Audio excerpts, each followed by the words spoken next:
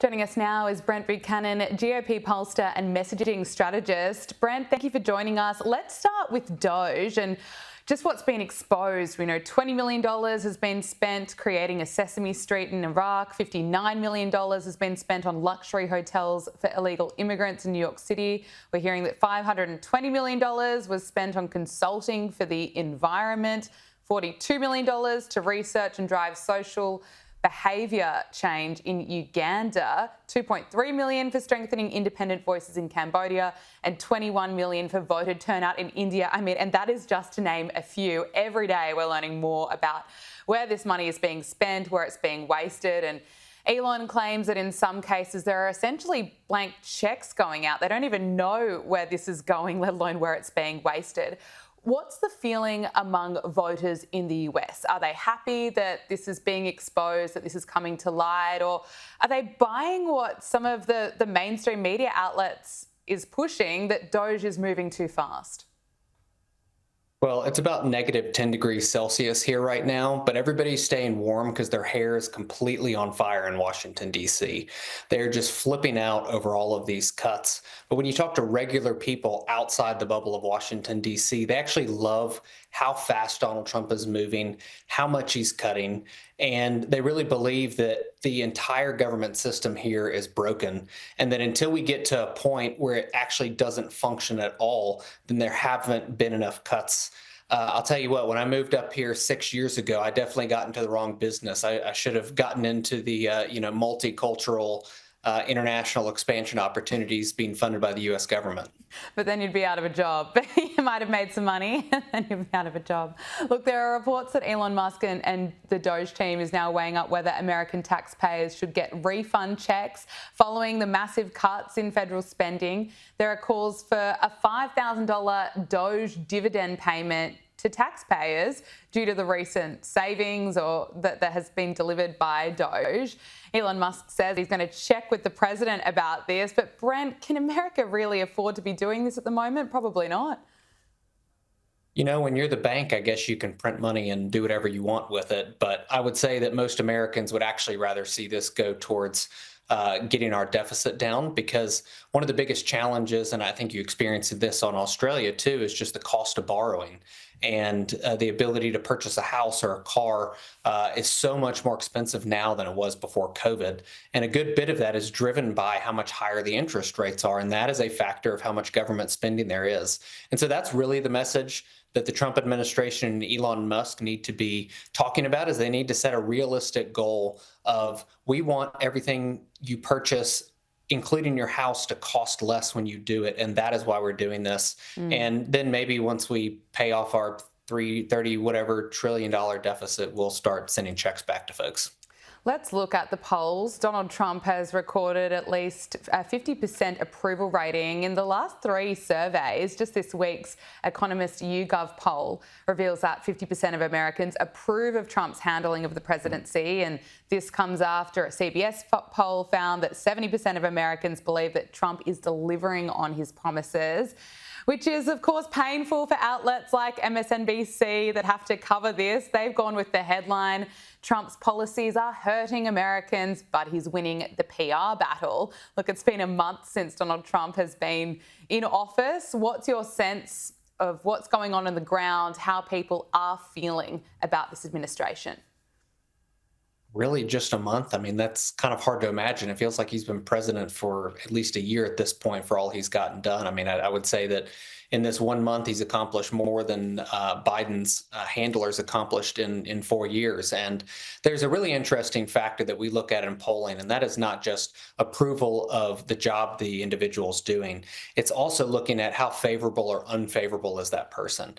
And I would say historically, those numbers are nearly identical. So if 42% of people are favorable of a candidate, they're usually about 42% approving of the job. One thing that we've noticed in our polling is there's actually about a 4-point delta in net difference between favorability, unfavorability, and then job approval and disapproval. And that's something that in 15 years of doing polling here in the United States that I've not really experienced. And I think it speaks to the fact that there's a group of individuals who don't necessarily like Donald Trump, but they're definitely willing to put up with a dislike of him as a person in order to get the benefit of what he is doing as the leader of this country.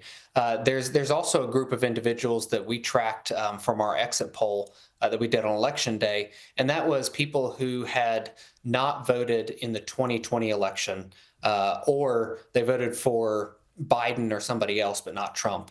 And then those voters who fit in that category, but voted for Trump this time.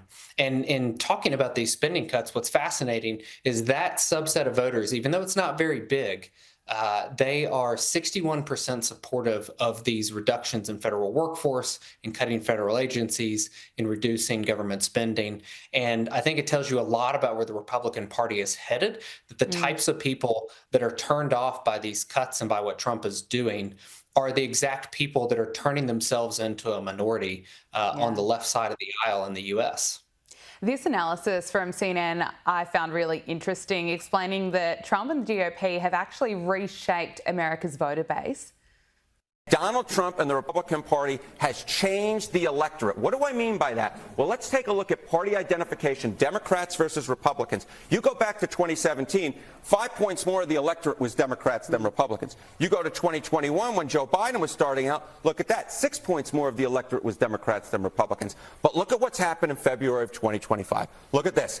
Republicans, there are more Republicans in the electorate than there are Democrats. Republican +2. So Donald Trump and the Republicans have remade the electorate. They've turned some people over from being Democrats or independents to become Republicans. New folks have entered the electorate who are more Republican leaning. And so when you combine that with the fact that Republicans are really, really behind Donald Trump, all of a sudden you get a winning recipe whereby you break the normal rules of politics and give Donald Trump that positive net approval rating when he had pretty much a consistently negative one in term number one. It's interesting, even being here in Australia, you can really feel the shift. You can really feel that this has been a huge trend that we've seen just, I suppose, the last year. Do you think that trend will be here to stay? I do. There's definitely work on the parties of the center right around the world to go build relationships with these new voter bases. If I told you that the Republicans were going to be the party of the working class, the party of minority voters, and the party of young voters, if I just made that statement 30 years ago, I would have gotten laughed off a stage and cut off a television show. But that is who is becoming the Republican Party. And the Democratic Party and parties on the left globally, because we do work all over the world, including Australia, are becoming more and more marginalized by only the party of coastal elites and of the highly educated. And so Republicans can't take this for granted going into the midterms next year. They've got to get out there and actually build their own brand and relationship and say, this is who we are as Republicans. We're not just with Donald Trump. This is what we believe. And that's going to be what is the long-term impact of Donald Trump's election. And I do believe it will continue. It's interesting. Hollywood celebrities still don't seem to get the MAGA movement at all. Here is Tom Hanks appearing on SNL, acting to be a racist Trump supporter while wearing a MAGA hat and refusing to shake someone's hand. Just take a look. Now, speaking of church, can I say something? If more folks went to church, we wouldn't be in this mess we're in now. You know what? I agree with you, Doug. I'd like to shake your hand, sir. Here we go. No, Oh, no. like that. Oh, no. It's just a handshake. Yeah, it's just a handshake. Yeah, all right. You're welcome in Black Jeopardy anytime. Yeah, you take it.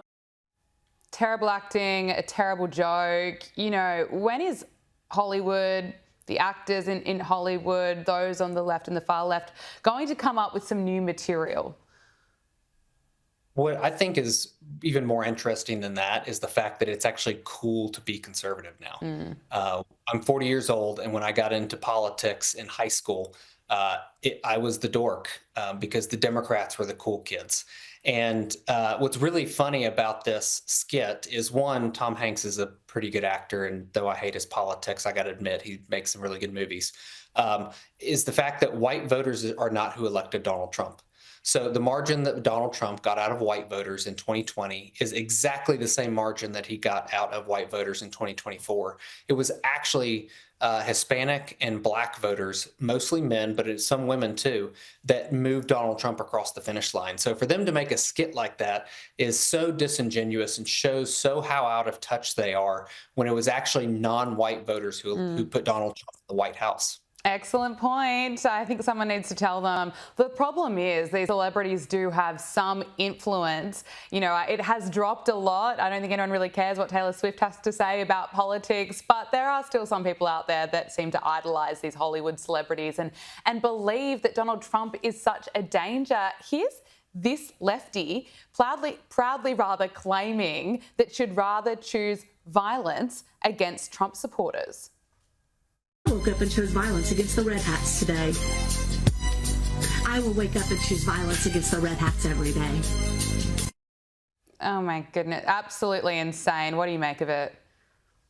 Well, that's also the party who wants to end threats to democracy by basically suspending democracy, like trying to get rid of the mayor of New York just because they don't like him. And I'll tell you a personal story is I have a fourth grade son who is very into Donald Trump, and we live in an area that Kamala Harris won at 80% of the vote. And he wore his red Maga hat to school the day after the inauguration. And one of his teachers said, "You have to take that off. You're not allowed to wear that in this school." And the librarian actually came to his aid and told this other teacher, "You're not allowed to tell kids what they can and can't wear in gray. You're allowed to wear that as much as you want." And to me, that one small moment shows that they're, even in deep blue insanity areas like where I live, that there are folks who are starting to open up to see that the left is totally unhinged and they're complete hypocrites in what they say, like what this woman just did here in the clip. Absolutely. Look, finally, I want to talk to you about Barron Trump, because the president of New York University's college Republicans was forced to resign for calling Barron Trump an oddity on campus. Kaya Walker told Vanity Fair that the 18-year-old just goes to class and he goes home. I think, look, it seems like a fair outcome that she was forced to resign. I'll take the contrarian view here. And I think as Republicans, we need to lean further into free speech. And that means when we don't agree with people, that we can still say you have the right to say that, as long as it's not violence like that crazy liberal in the clip that you showed beforehand. But is that the right thing to say about the president's son? No. Was it a smart thing to say? No, it was completely stupid. But she should have the right to say that, and we shouldn't be canceling people out because they make dumb statements. Fair enough. Brent Buchanan, thank you so much for joining us on Power Hour. Really appreciate you making the time. Thank you.